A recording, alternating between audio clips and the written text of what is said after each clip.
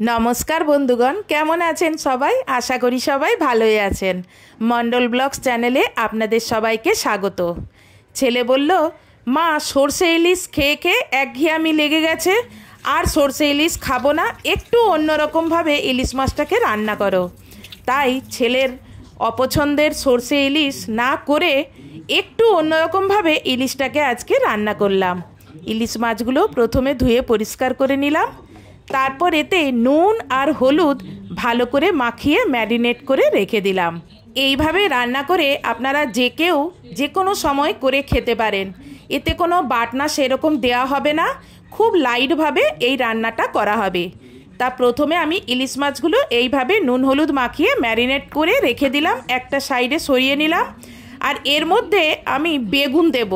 তা সেই বেগুনগুলোর বোঁটা আর সামনের দিকের ডগাটা একটু কেটে এই রকম করে লম্বাই এক ফালি করলাম, তারপরে আবার এক একটা পিসকে আরও এক ফালি করে দিলাম। মোটামুটি এক একটা বেগুনকে লম্বাই 4 ফালি করে নিলাম।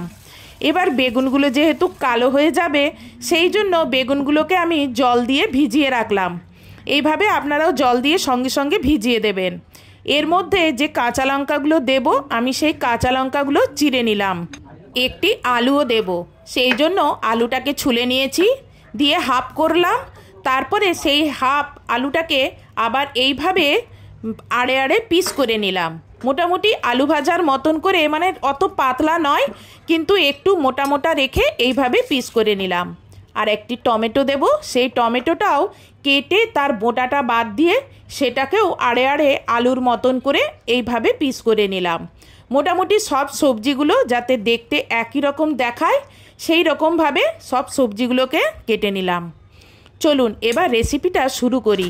প্রথমে গ্যাসে একটি কড়াই বসালাম, কড়াটা গরম করলাম, তারপর তাতে সর্ষের তেল দিয়ে তেলটাকেও গরম করে নিলাম। যেহেতু মাছ রান্না হচ্ছে, আমরা বাঙালিরা সর্ষের তেল দিয়েই কিন্তু মাছ রান্নাটা করি।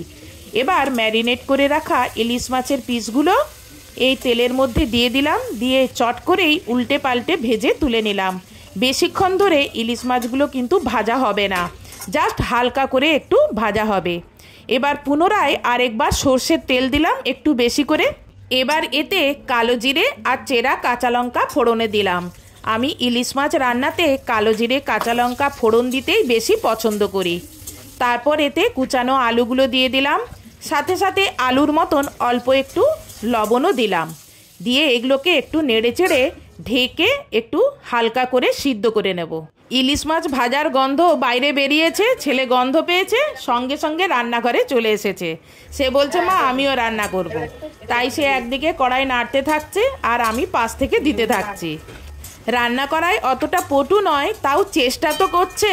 খুন্তি নাড়া দেখেই আপনারা বুঝতে পাচ্ছেন যে রান্না এর আগে কখনো করেনি।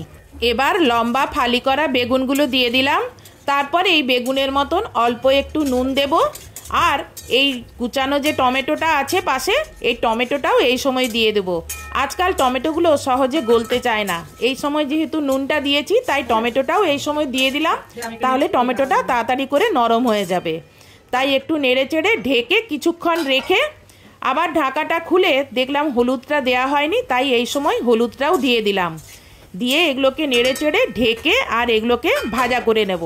মোটামুটি 60% অবধি সিদ্ধ হয়ে যাবে। তারপরেই আমি এবার ঢাকা খুলে এর মধ্যে পরিমাণ মতন জল দিয়ে দেবো।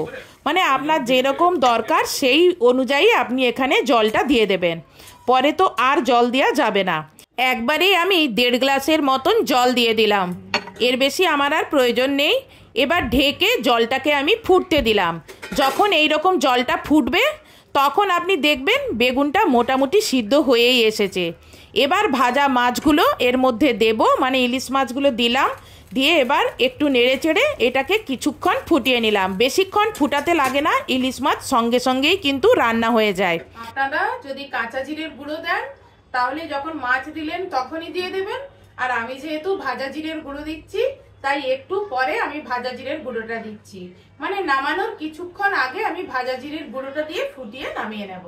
এবার 1 চামচের মতন ভাজা জিরের গুঁড়ো ঢাকা খুলে দিয়ে দেব, দিয়ে নেড়ে চেড়ে ঢেকে কিছুক্ষণ ফুটিয়ে তারপরেই নামিয়ে নেব। মানে 1-2 মিনিট মতন ফুটিয়েই তারপর নামিয়ে নিলেই হয়ে যাবে। দেখলেন তো এই মাছ রান্নায় আমি কিন্তু সেরকম কোনো মশলা ব্যবহারই করলাম না। জাস্ট একটু জিরে গুঁড়ো দিলাম আর ফোড়নে দিলাম কালো জিরে আর কাঁচা লঙ্কা। ব্যাস নুন আর হলুদ, আর তো কিছুই লাগলো না এই মাছ রান্নাতে। একবার আপনারাও এইভাবে বানিয়ে খেয়ে দেখুন, কি দারুণ খেতে। ওই দেখুন ব্যাঙটা আবার চলে এসেছে টেস্ট করবে। ভাজা জিরের গুঁড়ো দিয়েছি, সুন্দর একটা গন্ধ বেরিয়েছে, সেই জন্য ও টেস্ট করে খেয়ে দেখলো, বলছে মা দারুণ হয়েছে। দেখলেন তো তেলে বেগুনে ইলিশ রান্না ছেলের খুব পছন্দ হয়েছে। একবার আপনিও এইভাবে বানিয়ে খেয়ে দেখুন, কি দারুণ খেতে। আজকের এই ভিডিওটা আপনার যদি ভালো লেগে থাকে তাহলে ভিডিওতে লাইক, কমেন্টস এবং শেয়ার করবেন। আর চ্যানেলে যদি নতুন হন তাহলে চ্যানেলটি সাবস্ক্রাইব করবেন। আর ফেসবুক থেকে যদি দেখে থাকেন তাহলে ফেসবুকটি ফলো করবেন। আজকের মতন এখানেই ভিডিওটা শেষ করছি। নেক্সট ভিডিওতে আপনার সঙ্গে আবার দেখা হবে। বাই।